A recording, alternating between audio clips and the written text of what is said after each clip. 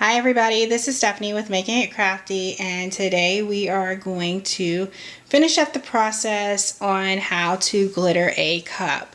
So where we left off was we had glittered our cup and we had moved it to the drying rack for it to dry, and now we have the dried cup ready to be sealed. So when we seal the cups, we are going to use E6000. E6000 is water-based. You want to make sure that you get the spray. You're going to spray your cup with the E6000. You can use another solvent product to seal your cup. If you do, remember you have to wait the 24 to 48 hours before going on with the crystal process. The E6000 is water-based, so you're not going to have that wait time. As soon as it's dry, you can go straight back to coating your cup with your crystal product. So today we're going to show you where we left off and where we're going to go forward. So we have this E6000 already sprayed on our cup. It will make your cup a little bit white looking and cloudy. That's fine. It will dry clear, so don't worry about that.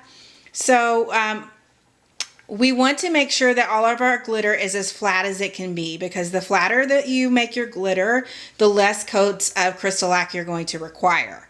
So we're going to show you a method that we have been using. We call it smooshing our glitter. So you're going to grab a piece of parchment paper and you're going to just roll your cup in the parchment paper.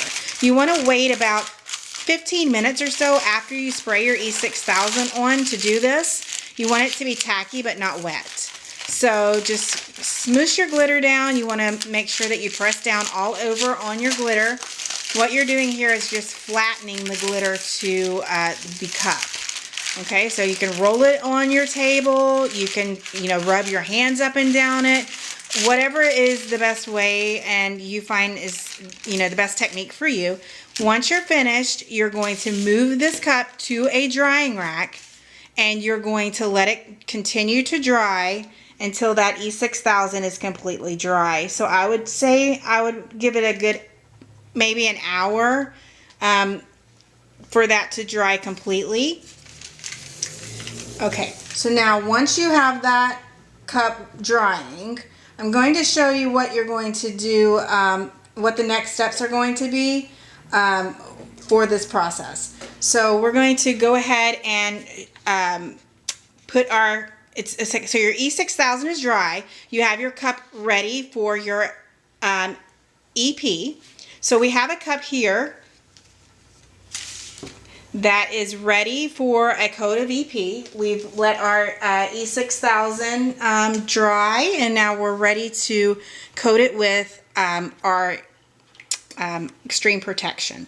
So you're just going to coat the extreme protection on. You can use a gloved finger, you can use your bare hand, you can, a brush, whatever is the best way for you and you feel more comfortable with, that's what you're going to do to apply the EP.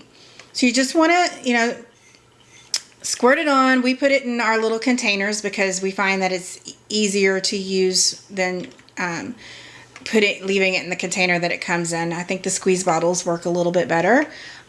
So we're going to just squeeze a little bit on. Make sure you get the very top of the cup all the way to the bottom. You don't want it dripping. There should be no dripping at all. Very thin coats. You don't want it to be too thick of a coat. And if it starts to pool at the top or at the bottom of your cup, you're using a little bit too much product. So you need to back off of the amount of product that you're using. And you make sure you get the bottom of your cup. You want to get that coated really well as well.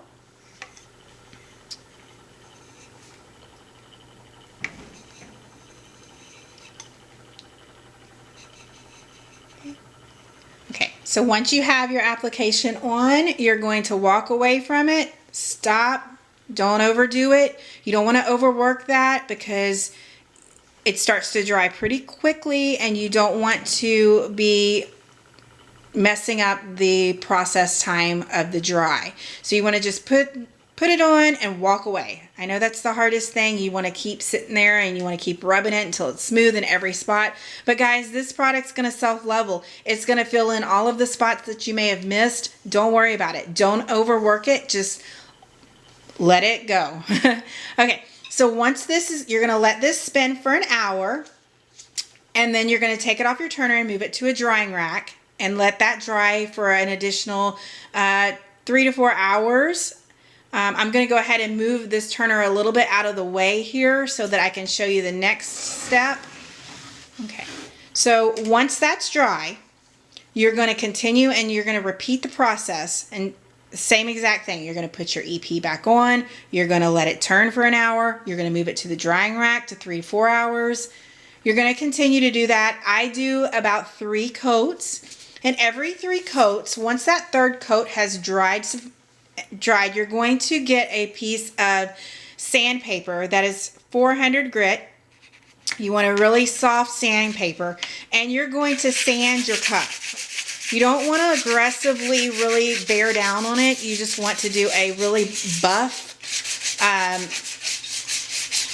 I've already put a decal on this one, but I'm going to just show you the way I sand a cup, just so you'll have an idea of what sanding should be like.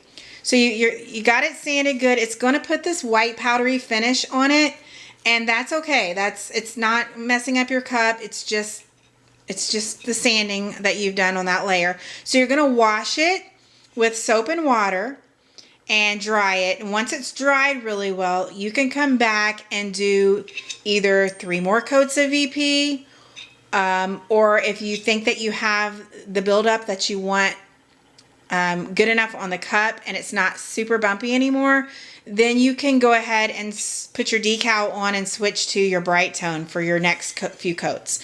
The Brite tone is what you're going to use for your final coats. This is going to give it that really pretty shine to the finish of your coat.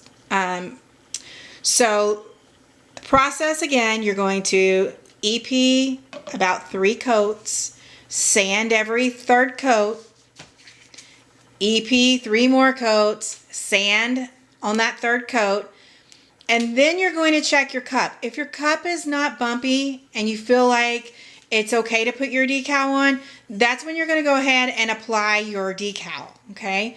And once your decal is on, you can go right straight to the Brite tone, okay? You're going to do the same thing with your Brite tone. 3 coats of the Brite tone.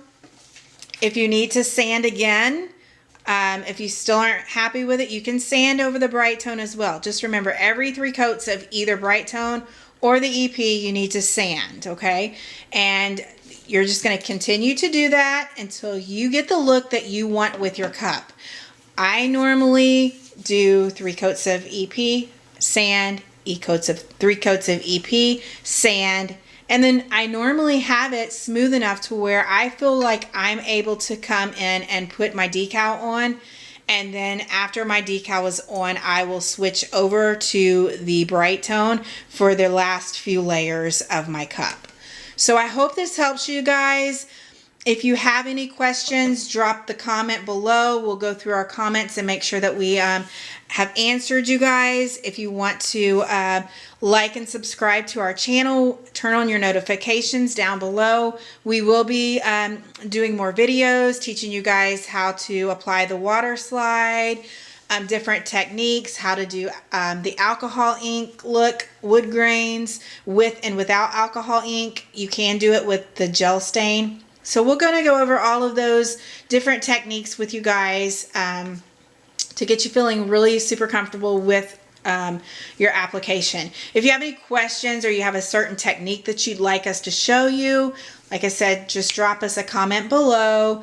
And if you need to reach out to us, you can find us on Facebook. It's Making It Crafty, and you can message the store there. We do answer those comments on our, we do answer those Facebook messages even when our store is closed. So feel free to reach out to us.